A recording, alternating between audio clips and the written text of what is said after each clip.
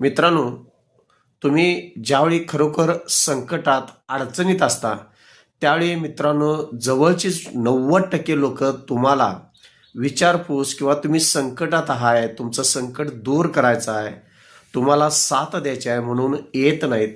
तर 90% लोक ही तुम्ही किती खोल अडचणीत आहे त्याचा फक्त अंदाज काढायसाठी येत असतात.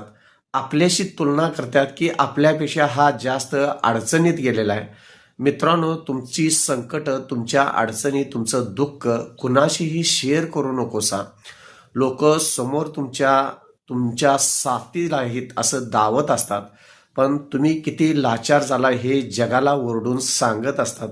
त्यामुळं मित्रांनो, आयुष्यामध्ये एक गोष्ट लक्षात ठेवा, कितीही अडचणी होऊ दे, कितीही संकट होऊ दे, कितीही दुःख होऊ दे, जो आपला आहे आधी त्याची खात्री करा आणि जो व्यक्ती तुमचं दुःख, अडचण आणि संकट दूर करणार आहे त्या व्यक्तीलाच तुम्ही तुमची अडचण सांगा.